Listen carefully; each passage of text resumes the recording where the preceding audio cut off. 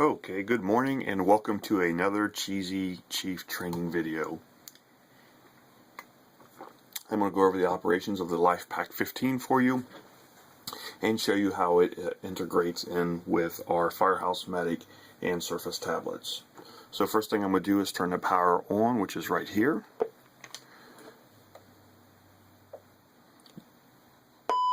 This goes through a quick test. You see all the lights light up, and you can see that I already have something hooked to it, showing a nice sinus rhythm. At this point, if we would want to analyze and we had patches connected, we would press analyze. Do not pay attention to the 1, 2, 3. That was used on the previous version of the Lifepack and it is no longer accurate. So we would press analyze.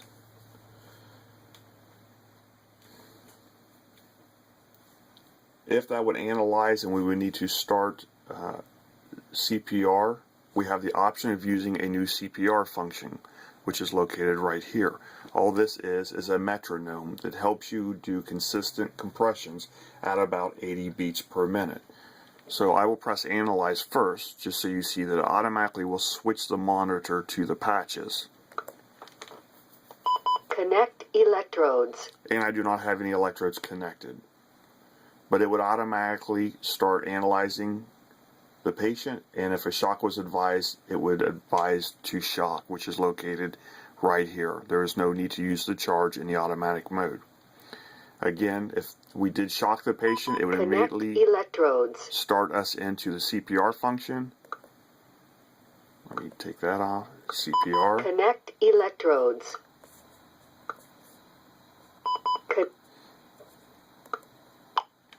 And you can see the metronome starts when I press CPR.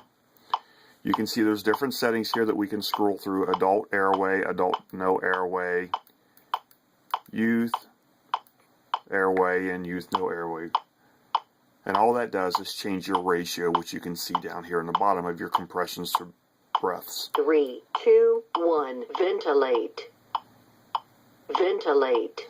And with the airway, all it does is take away that ventilate prompt. And it changes our compressions from 10 to 1. Ventilate. Okay. So as you've seen, I pushed the energy select. That takes us out of automatic mode and into manual mode. Some of the things you'll see on the monitor, we can scroll through them here. It's our primary rhythm, which is now in paddles.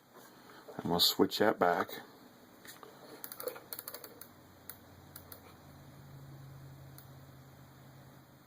To 2, 3, and CO2.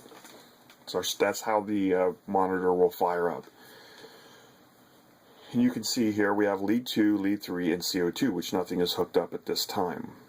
Okay, so I'm going to scroll through here. There's lead 2. I can change the settings on it by simply pressing the select speed dial button and adjusting what I want to do with that. Go home, and I can do that with every function. CO2, it's currently at auto scale. We can make that a manual scaling. Our NIBP, for our blood pressure, we can change the intervals and what the initial top pressure is. You can see here the initial top pressure is set at 160. Now, if it gets to 160 and it's still feeling a systolic heartbeat, it will continue to increase. But this is a general setting that says it will no longer go above 160 or higher if it doesn't feel that heartbeat, that it's already exceeded the systolic pressure. Scrolling around here. SpO2, same thing. We have settings for SpO2. Sensitivity. We can actually make this sensitivity high for people who have poor perfusion. If we are getting a perfusion alarm, you see that a lot, we now can switch that to high.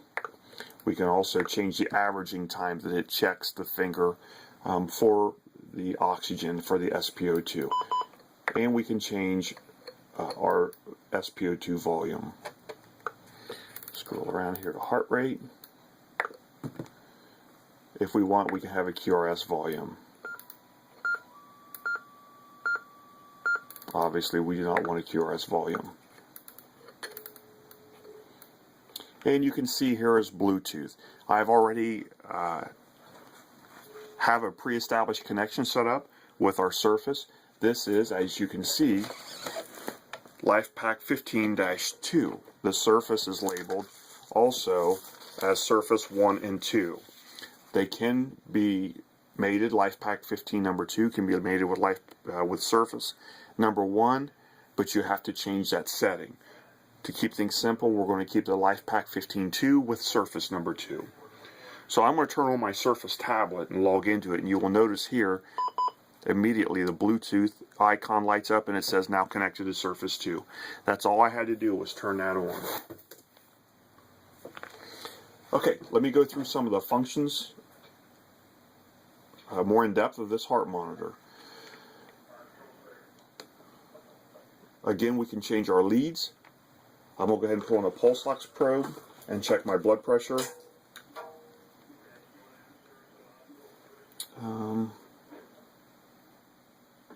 NIBP. Go ahead and check my blood pressure. You can see my SpO2 is 99%. Pulse is 81. Nice normal sinus rhythm.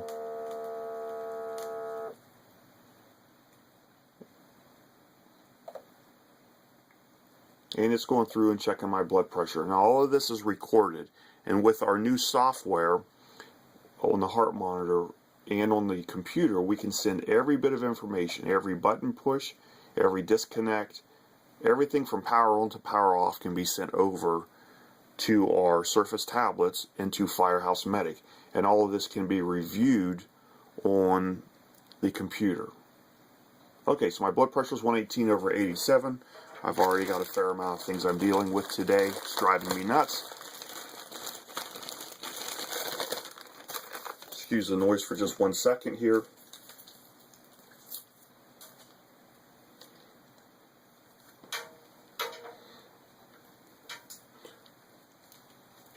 I'm going to put on the sampling nasal cannula for the CO2. And as you can see, let me change this a tad to the right here. You can see this goes in right here just like it did before on the Lifepack 12. I'm going to push this in. And it gets a small turn to the right until it's firm. And immediately the pump starts sampling. Okay, so I'm talking, and this will be a little bit probably abnormal, but anyways, you can see here that we have CO2 by the nasal cannula. Now we can even do this with a patient that has CPAP hooked to them, being bagged by a bag valve mask, and there are a lot of great indicators from this with the sampling when you're working on a critical patient. So they don't have to be on oxygen by nasal cannula, they can be on room air. So I'm going to stop talking for 1 second, let you see a normal waveform.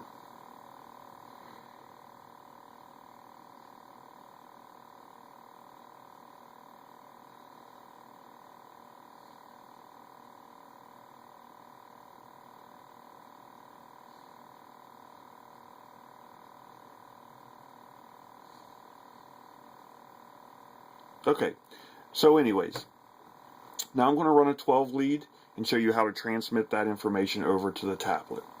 So I'm going to press 12 lead. The same information goes in as was before. Patient age, 42, male. I'm going to try to sit real still. Noisy data, I'm not going to touch anything. I'm just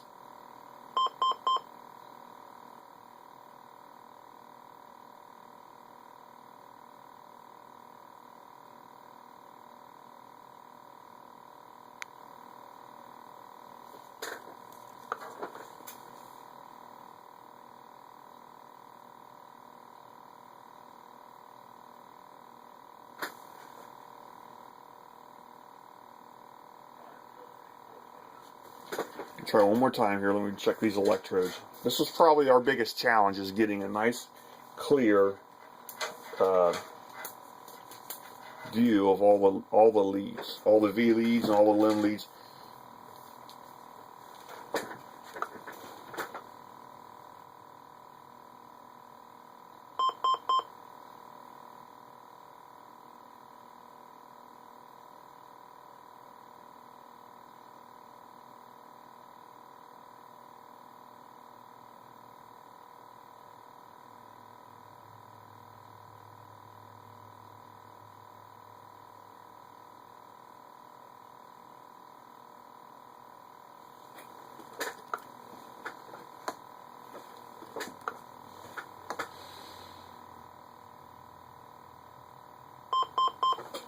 Okay, so I'm going to go ahead and press 12 lead to override that. Normally, if you have the patient sit still and check your leads, you get a nice clear rhythm. It'll clear up and automatically start your 12 lead. Okay, so run my 12 lead. There's a few things I want to show you here on this 12 lead, which is new for this machine. You can see here I've taken my pulse oximetry probe off.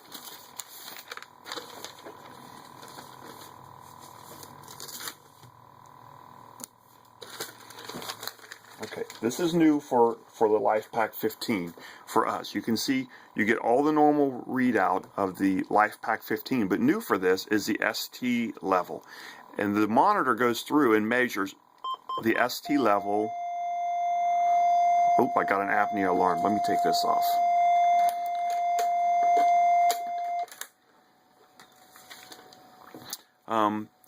So going back to this, the monitor records all of the levels of the ST segment, whether it's in a positive direction you can see here, or in a negative direction, which you can see here.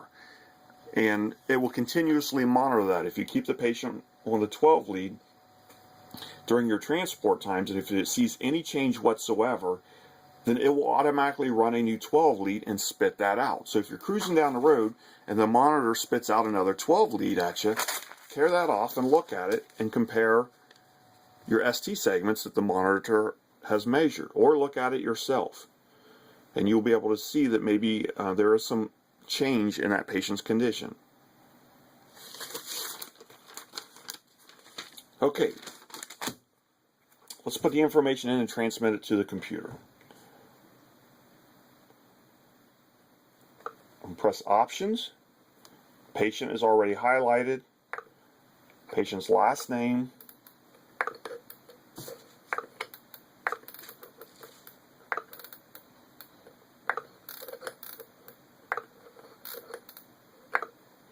We can put a patient first name in, a patient ID if you want, but we already know that's a 42-year-old male because that was in there before. Now, I'm going to press the transmit button. Now, if I'm sending the report to LMH, you can see that site is already pre-selected and always will be. I can select what I want to send. Always send a 12 lead only to LMH. They do not want code summary, trends, vital signs, continuous, and all of that. Simply a 12 lead. I'm going to press transmit to go back. Transmit again. Now, report. I'm going to change my site. Come down here to the surface. Tablet. Change my report setting to all. And then I'm going to press send. You will see down here in the bottom the same as when we're sending to the hospital, the status of the transmitted information.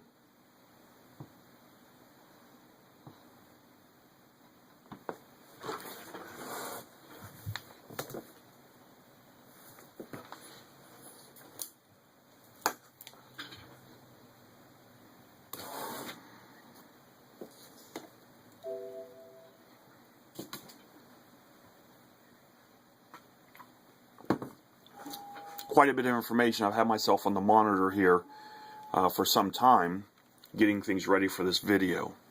So we're almost done.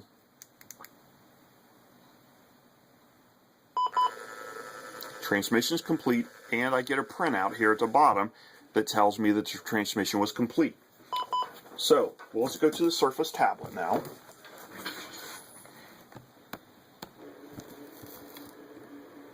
Everybody's familiar with this. I'm going to open up my patient. This was a test patient that I started a few days ago. I always use one to get my information in. And we'll go to Events, Vital Signs, and down here at the bottom you can see Import EKG and Vitals. Touch that.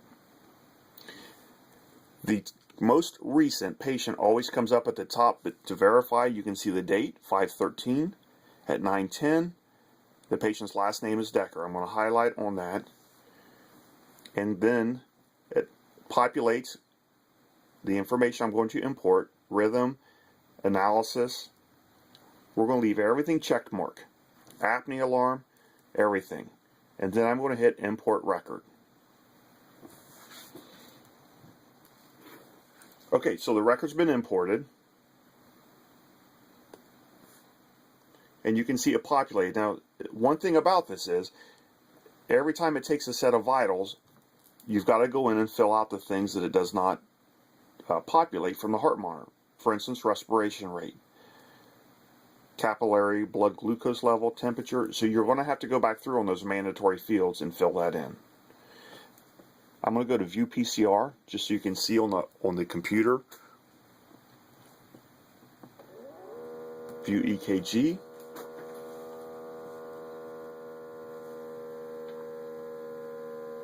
It wants me to enter a calibration. I'm just going to leave that defaulted at 100. And you can see here my EKG. Let me make that full size for you. You can see the EKG here. And I can actually go back through and bring up one lead at a time and look at a continuous EKG. But one thing I do want you to see, and the same thing on on the desktop, is from the minute we power on, this thing starts recording a timeline, and I can actually change this to lead view of 1. You can see here when I powered on, it automatically went into advisory mode, and here's my initial rhythm. I can hit play and look at this in real time. This is panning out in real time at this point, and it will continue to scroll. So if we want to go back through, it's almost looking at a code summary, but in real time. And we can do the exact same thing on a desktop that has the software downloaded. So if we want to QA a run or go back and discuss it, we can go back and QA a run. So that about wraps it up. I went over all the features of the heart monitor and how to get it over to the computer and into the software for Firehouse Medic and how it looks. If you have any questions, please get a hold of one of the EMS officers or myself, and we'll get some more training on this. Thank you for viewing.